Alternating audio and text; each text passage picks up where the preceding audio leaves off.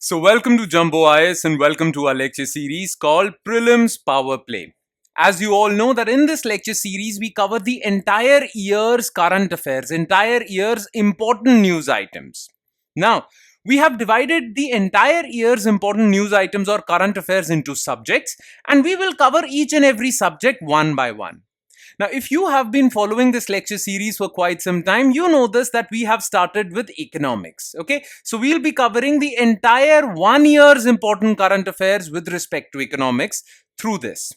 Now, don't worry, we are also going to cover other subjects as well. But initially, it's the turn for economics. Okay, so we have started with economics, but don't worry, before your prelims examination, we will cover everything, all subjects.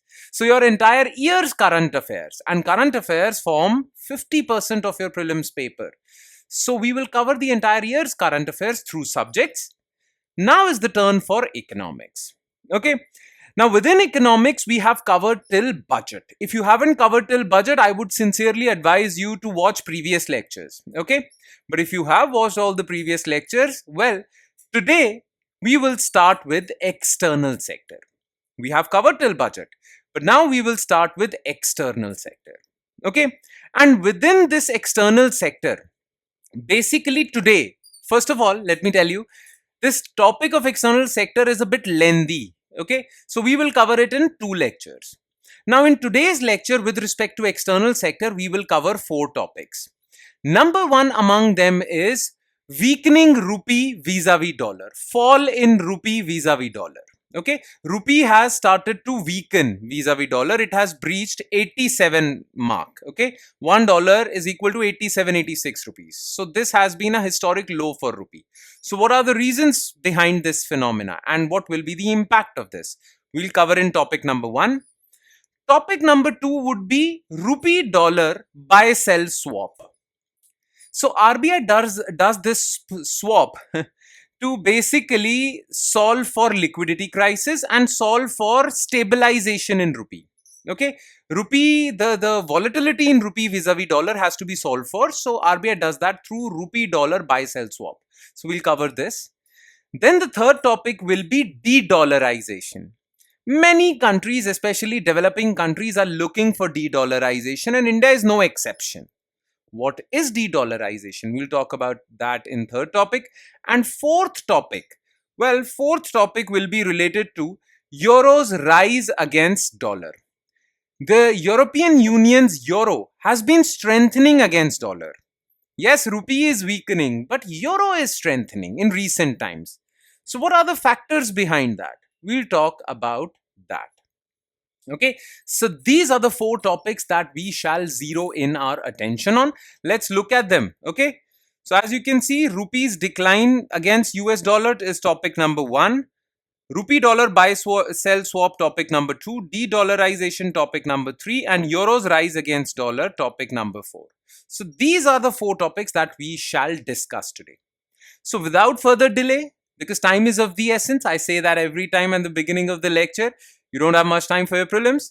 So let's straight away dive into the lecture, starting with topic number 1, which is, well, rupee's decline against dollar. Now, in February this year, rupee reached a historic low. Never in India's history has rupee touched so low. We have never been to 87 mark. $1 has never been 87 rupees. But this is happening. This happened in February of this year. Now, why did it happen? Okay, what were the reasons behind it? And what is the impact of depreciating rupee, weakening rupee? We'll discuss all of this in this topic. Okay, so let's start. So first, let's talk about the reasons behind this breaching of 87 mark. $1 is equal to 87 rupees. Okay. Well, what are the factors behind that? Okay, factors weakening rupee vis-a-vis dollar. Now, you need to know this. This always happens. Okay. The number 1 reason for weakening rupee, or let's say depreciating rupee. Remember, when rupee weakens, we say depreciating. When rupee strengthens, for example, it reaches from 87 to 80. We use the term appreciating, strengthening of rupee. Okay. The number one factor for depreciating rupee is trade deficit, widening trade deficit. Now, what is trade deficit?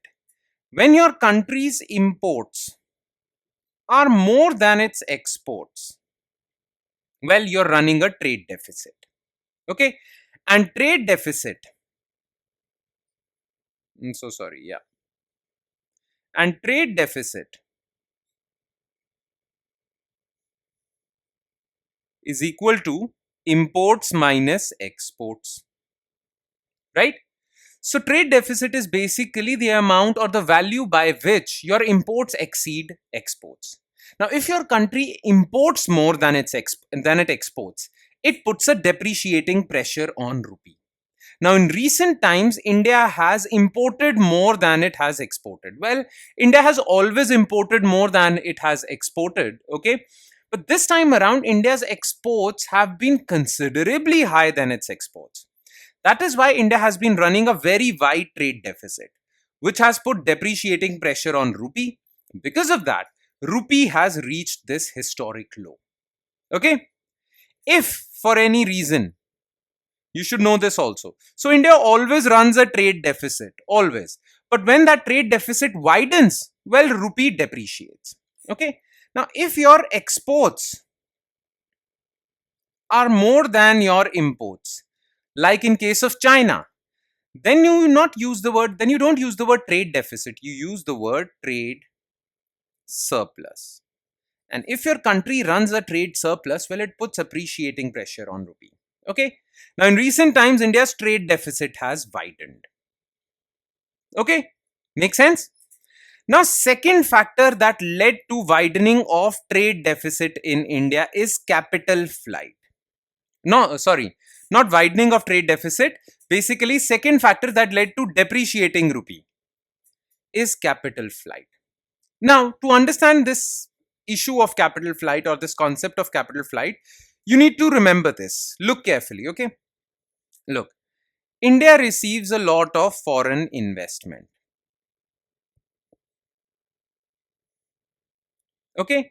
Now, when foreign investment comes to India, we say there is inflow of capital.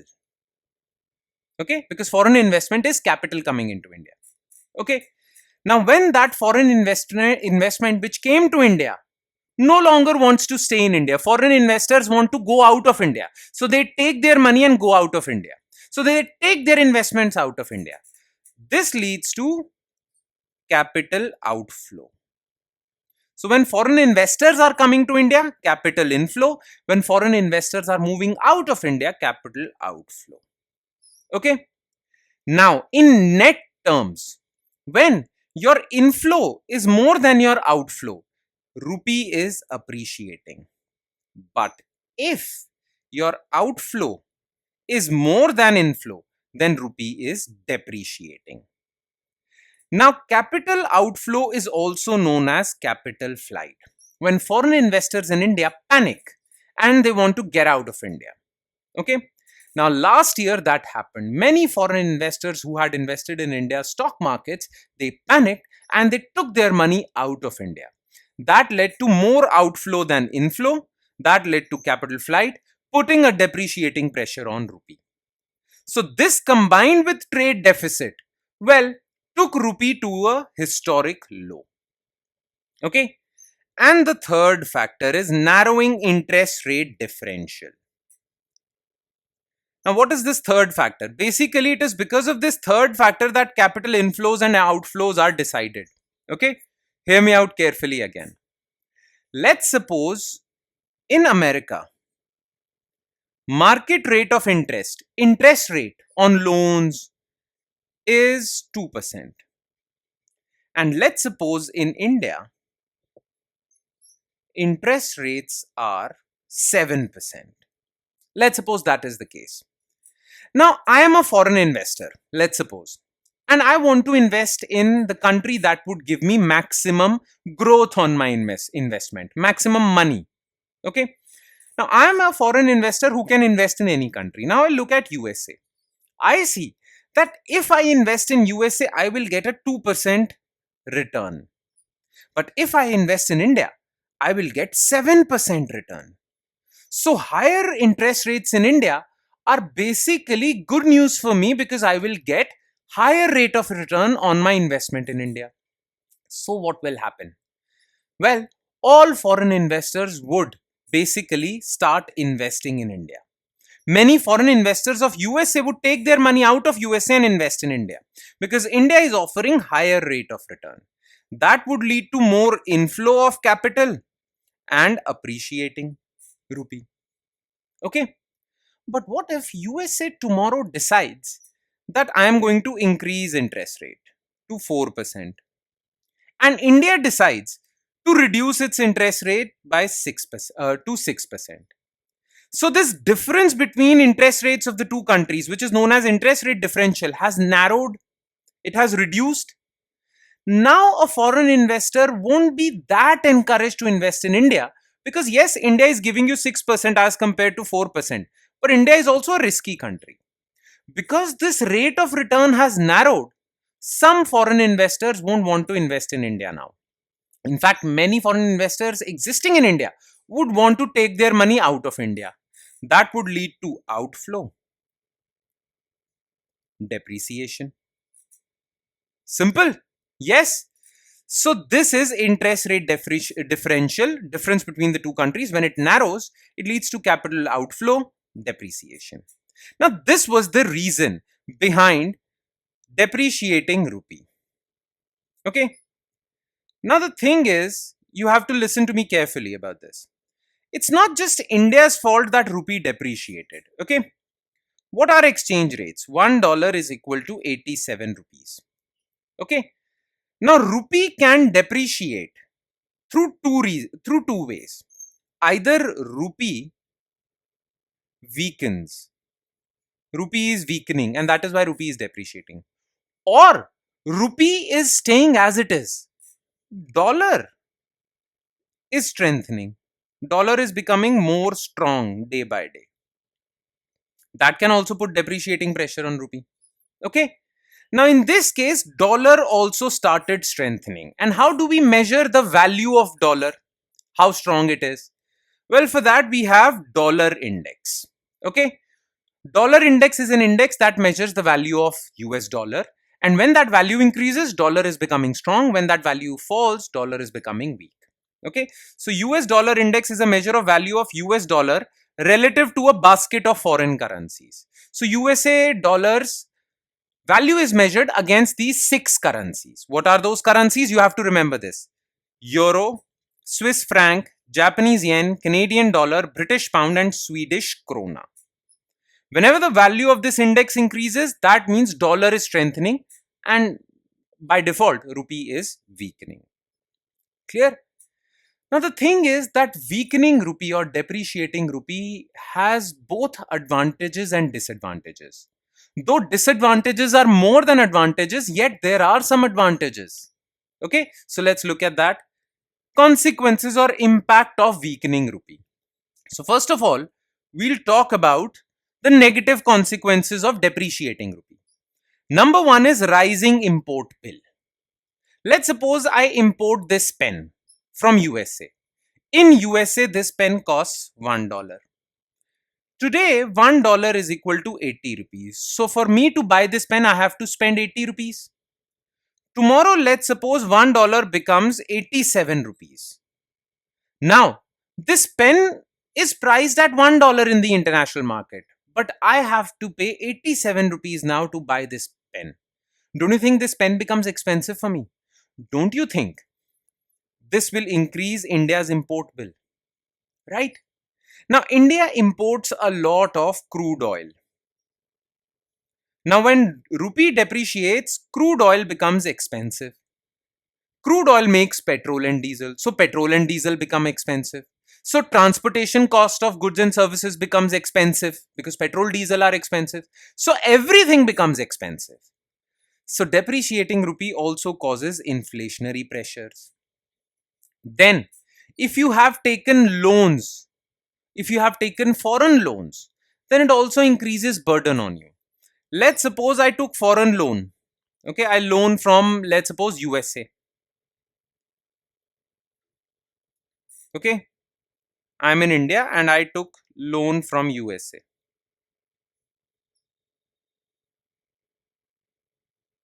The loan was of $100.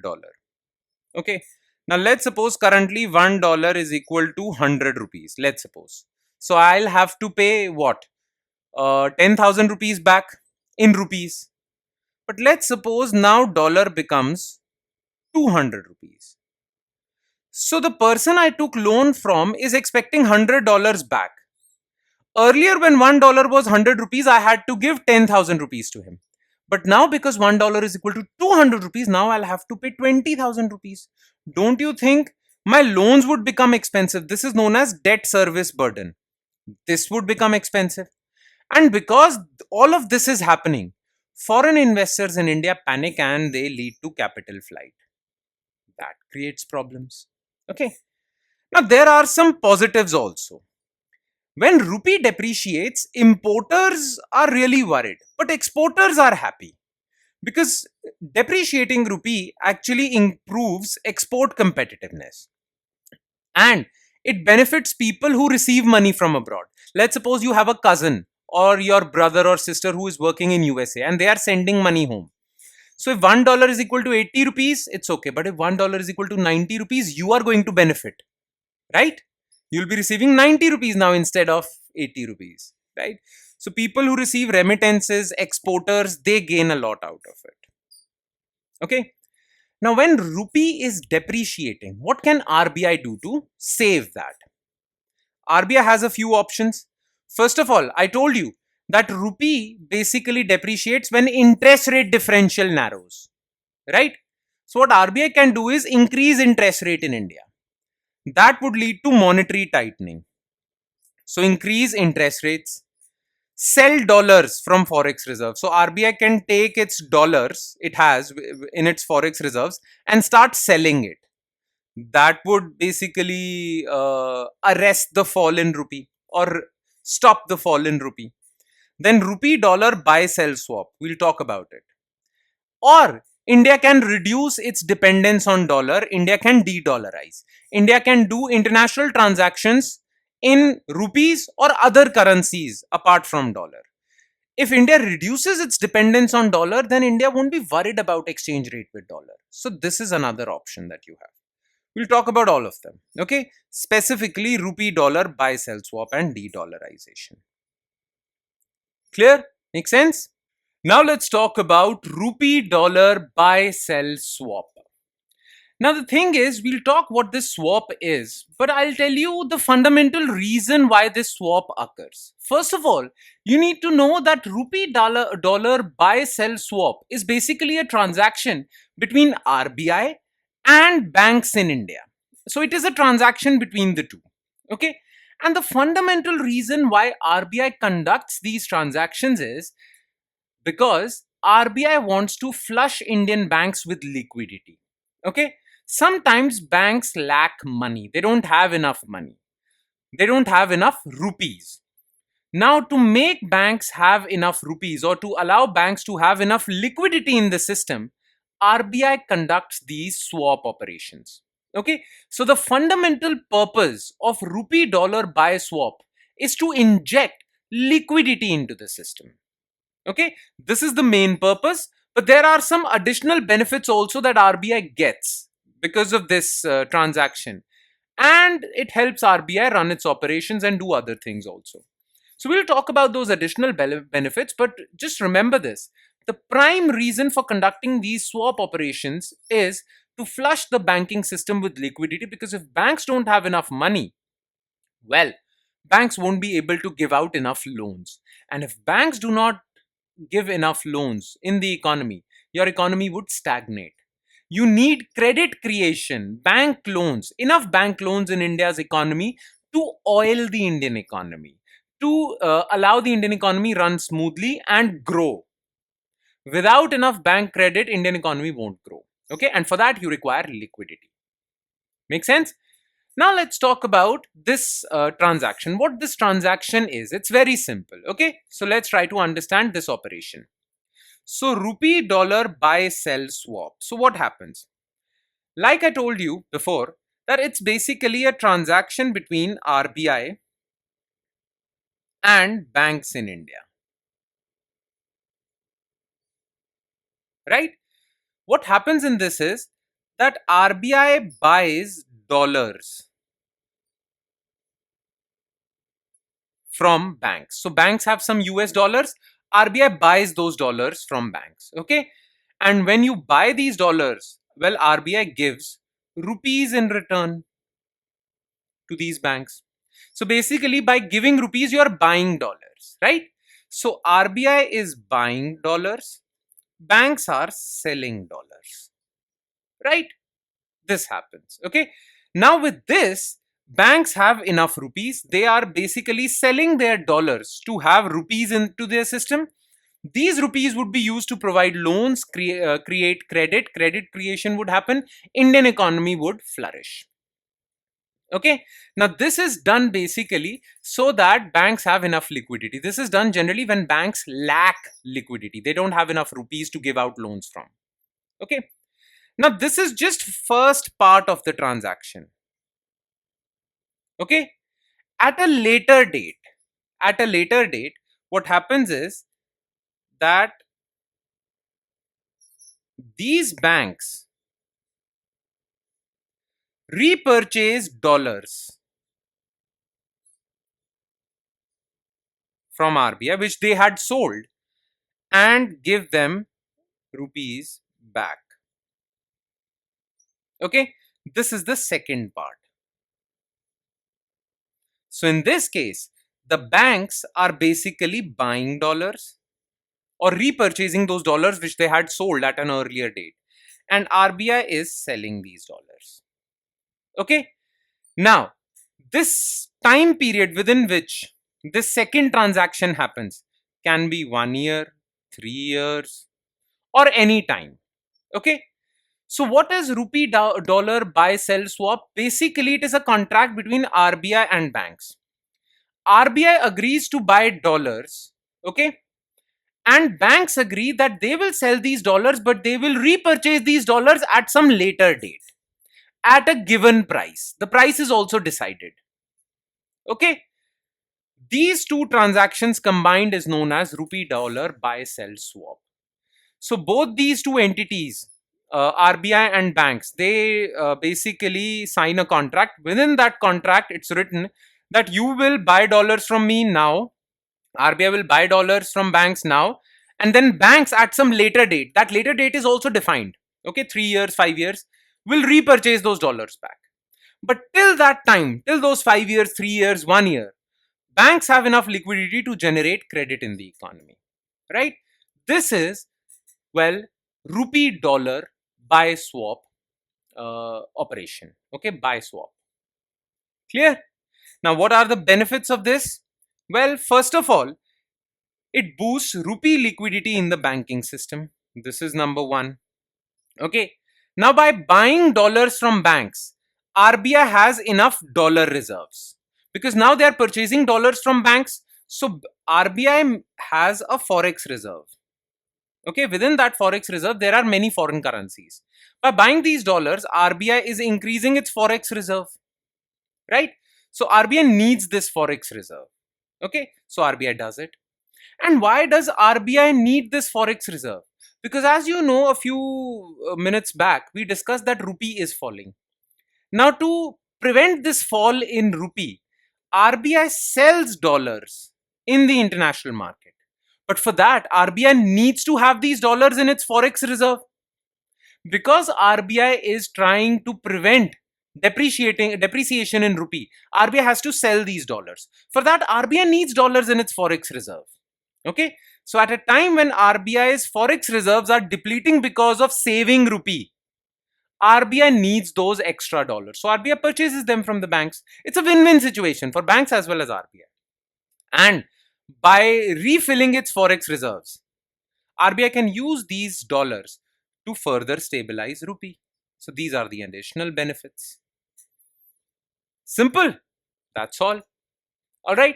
And now let's move on to topic number 3, which is De-dollarization. Okay. Now, the thing is, what is de-dollarization? For that, you need a bit of background. You see, the strongest currency in the entire world is US dollar. And because it is the strongest currency in the world, the entire world has trust in it. And because US dollar has the most trust, US dollar is used, or US dollar is the most used currency for conducting transactions like import export. India imports certain things from abroad and pays in dollars. India exports certain things abroad and receives payment in dollars. Okay, almost all the countries of the world do these import and export transactions in dollars because dollar is the most trusted currency. Then all these foreign investors bring their investments in dollars because dollar is the most trusted currency, right? So all transactions, whether they are trade related transactions, investment related transactions, well, all of them are done in dollars because dollar is the most trusted currency of the world, right? That is why the entire world, India is also dependent on dollars. For importing certain things, India needs enough dollars with itself. For exporting stuff, well, India receives payment in dollars. And that's the case with almost every country, right? So you need dollars for that. Make sense? Also, well, for cross border transactions, if I am a person who wants to invest in England, well, I have to transport or transfer my money from India to England. This is known as cross border payment. Okay. Now, for cross border transactions, well, banks use a system. Multinational banks, international banks, for international payments, they use a system. That system is called SWIFT. Okay, without this SWIFT system, you cannot do international transactions. Okay, now this SWIFT system is under the control of United States of America.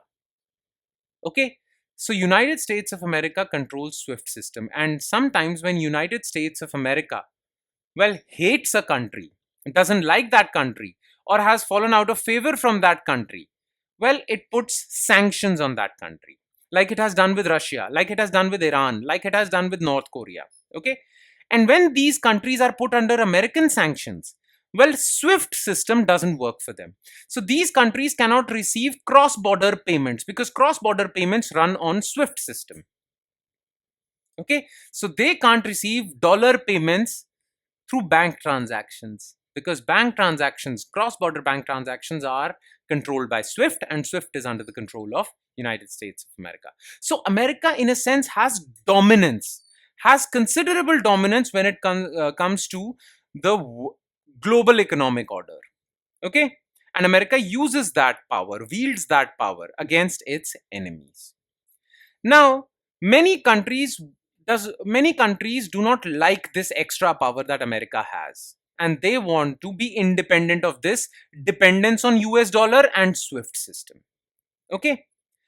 Plus, India is not currently enemies with America, but India also doesn't want to completely depend on US dollar and America for everything, for all international transactions.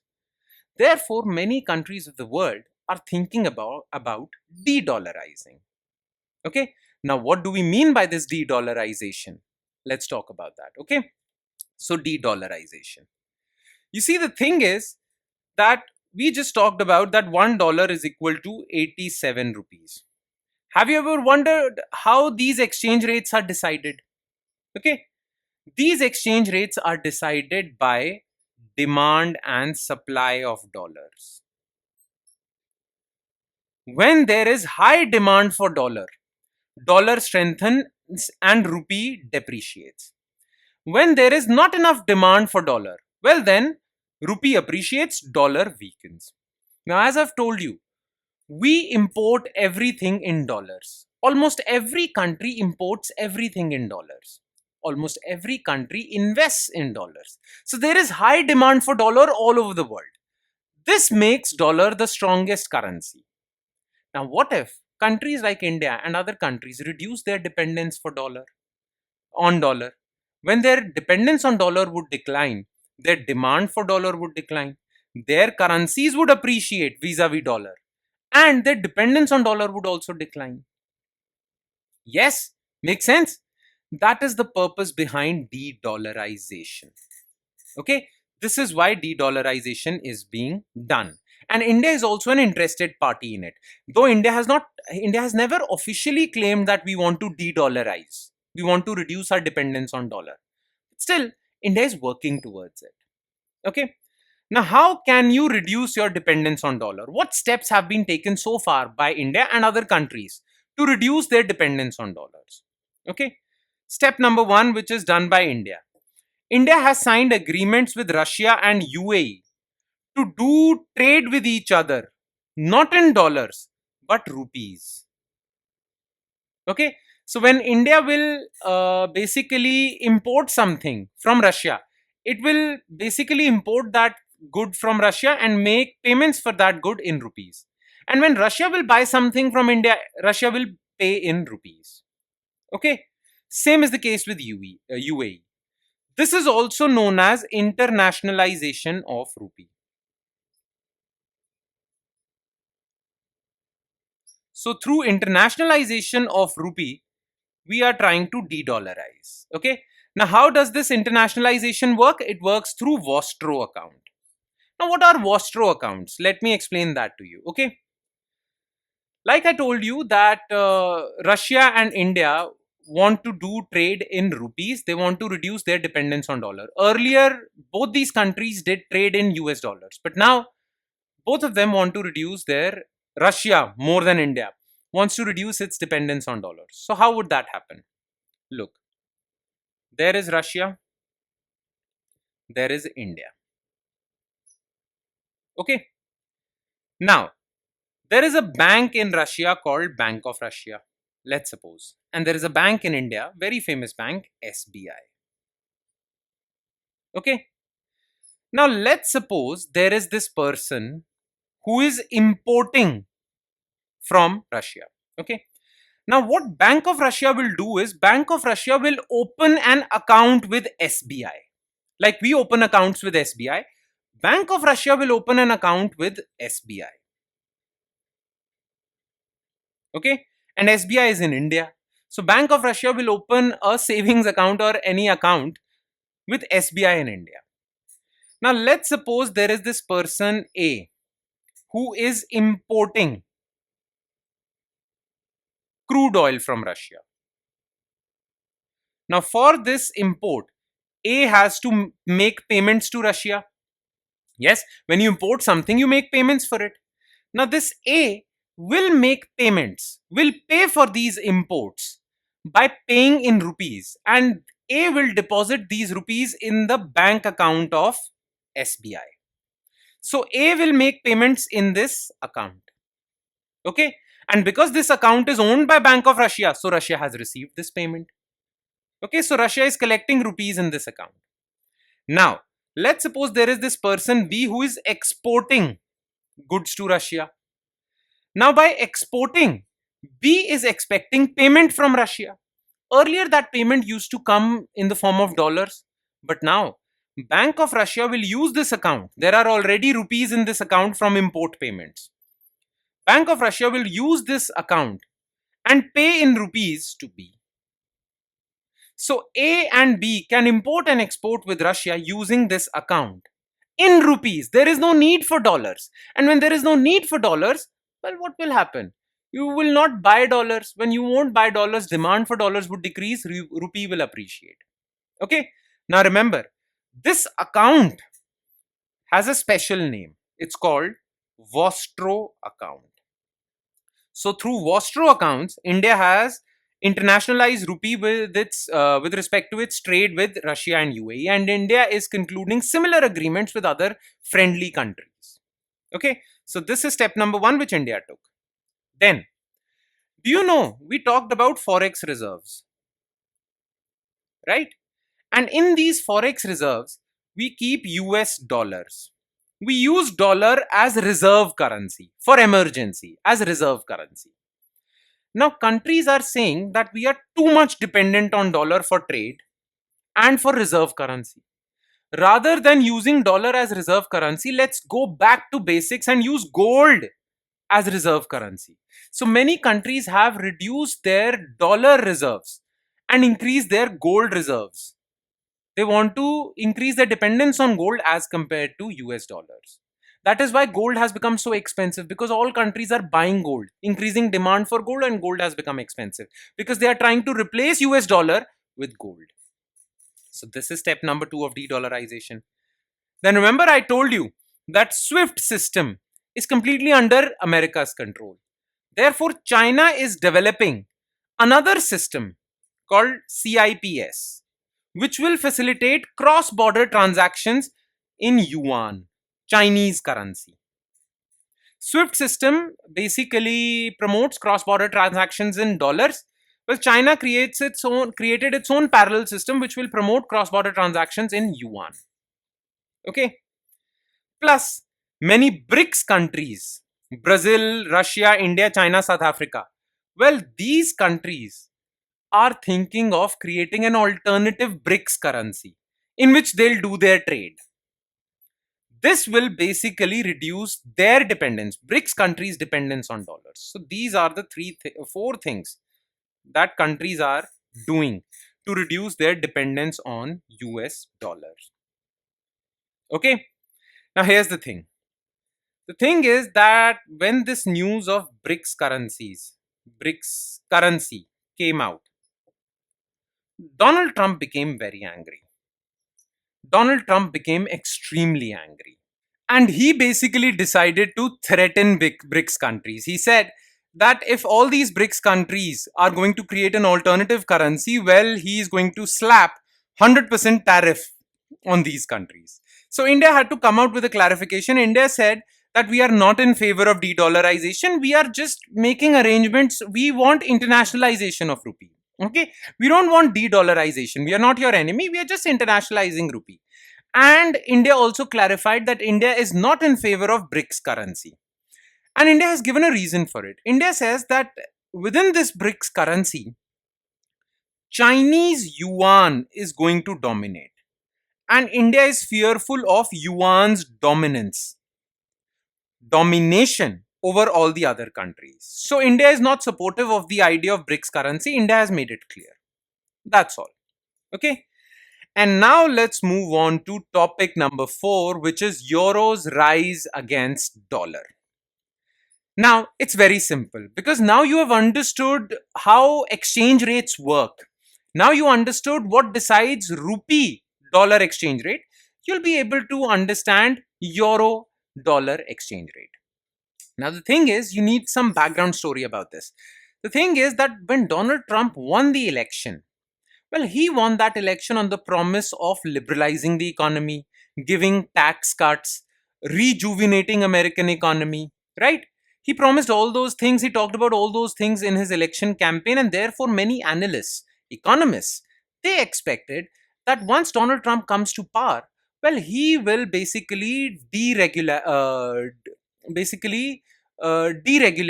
American economy. He will reduce rules and regulations, bring tax cuts, and that would fire up American economy. That would improve American economy. American economy would improve. Okay, that was the expectation.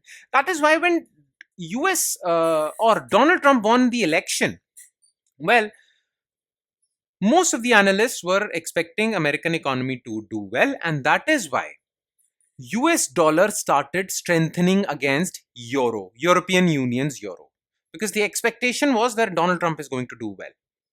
But since the time Donald Trump has come to power, well, no tax cuts have been introduced. And the only thing that Donald Trump is doing is tariff wars, tariffs, which is impacting the global economy. So now people, analysts, economists have lost faith in American economy. Plus, European economy has started to improve. Therefore, European exchange rate, European Union's exchange rate, Euro's exchange rate or Euro's value has been increasing and dollar's value has been decreasing in recent times.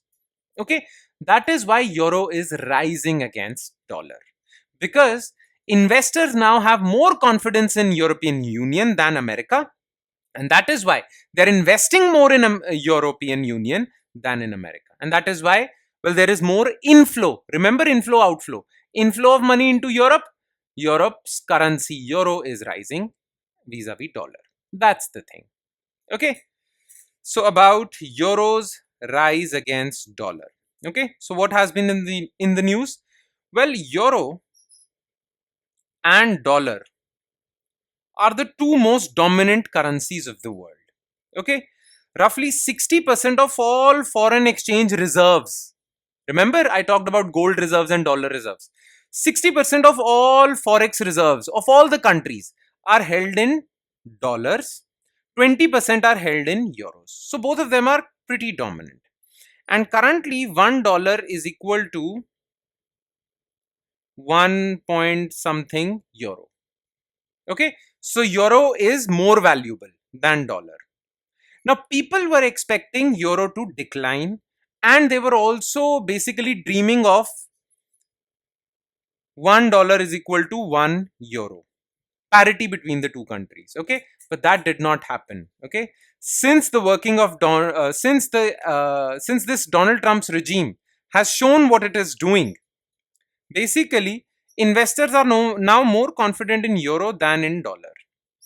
Okay, the exchange rate between the two countries currencies essentially tells you which of the two currencies are more in demand. If euro is increasing in value, then that means euro is in demand. If dollar is increasing in value, then dollar is in demand. Now, how do you decide which currency is more in demand? Well, if USA exports more goods to European Union, well, dollar will be in demand. Okay, but if European Union exports more goods to USA and imports less, well, euro will be in demand. If more tourists go to European Union than European tourists coming to America, then euro will be in demand. If more foreign investors want to go to European Union than USA, euro will be in demand. And that is precisely what is happening. Because euro is in demand as compared to US dollars, euro is rising. Now, there are two major reasons behind this. Okay. First of all, foreign investors are not that confident in the prospects of American economy. So they are taking their money out of USA, outflow of capital from USA and inflow of capital into euro. And why is there inflow of capital into euro? Because EU's economy, European Union's economy, well, it is showing promising results, led by Germany and France. So this is the reason. All right. And that would be all. With that, we are concluding part 1 of external sector. Please stay tuned for part 2 of external sector because a lot many interesting topics and important topics from the perspective of your prelims examination would feature in this part 2. So stay tuned for that. Okay. And I would sign off with the promise of seeing you again with another set of topics with respect to external sector. Thank you, everyone.